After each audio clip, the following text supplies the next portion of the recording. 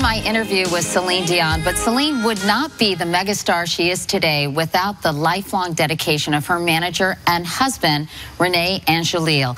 I spoke to the couple about life, love, cancer, and of course, their 3 beautiful children.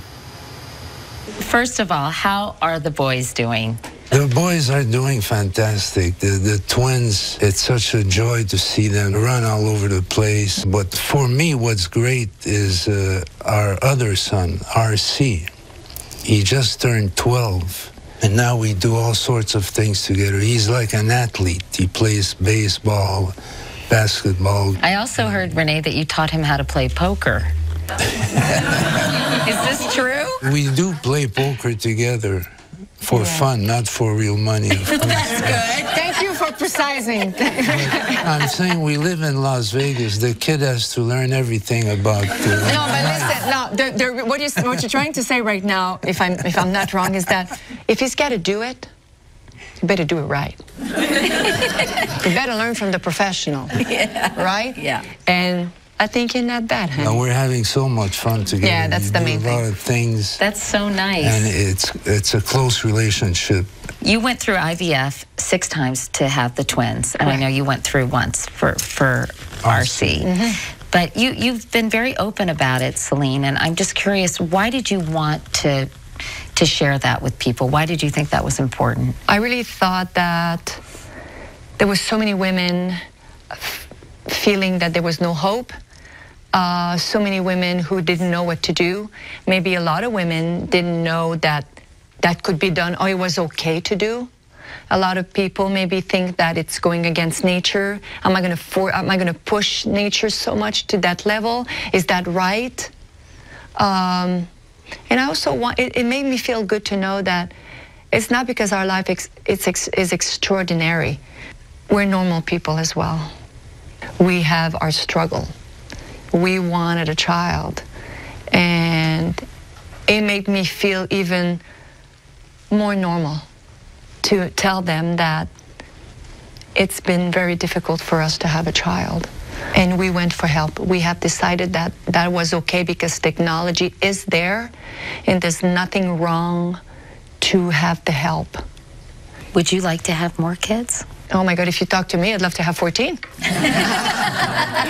But every day, the song that I hear is Hickory Dickory Dock. To a sweat. Mommy went up the clock strike 45. Mommy came down, Hickory Dickory Dock. Oh, we'll keep you posted if it happens. That's a long shot.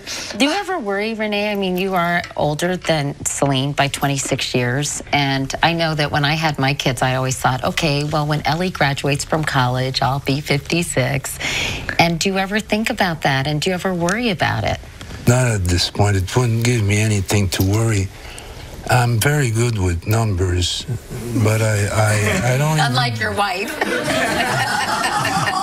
No, and I don't even want to think about that because I won't be there when the little kids go to college. Oh, you'll be there because I represent both of us. What I'm trying, and if I may join that, is to make the best of each day.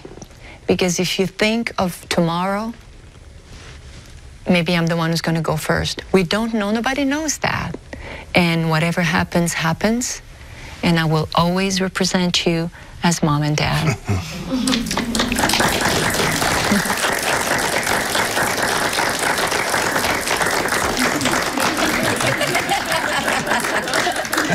That's a new job that I gave myself lately. I'm such a pusher. In 1999, I know you guys had a terrible, terrible scare because, Renee, you were diagnosed with throat cancer. Mm-hmm. And that must have been, I know a little bit about this, and it must have been such a scary time for you both. Yes. Luckily, you know, I went through all the treatments, the operation, the chemo, the radiation, with Celine by my side, being there for every treatment. But also it gave her a maturity where she sort of took over everything, her career. She became the boss. For me, it was like, for the first time, of my life, he needs me. Because for all the years before, I needed him. I counted on him. I didn't question him. I did my job as well as I could, deliver my songs as well as I could, and that was it. Then, that day, everything changed, and I felt that my husband needs me. It struck me so hard. It gave me so much strength. I was like, if I can just pay back, can give him back everything he's done for me, it's today. And I grew so much since then. So nobody wants to be sick. But if it needs to be positive at the end of every journey, there's something positive about it that grew between the both of us. And I think I became his wife that day, a mother, a woman. I became very strong. Up next. What was it in her that you saw as just a 12-year-old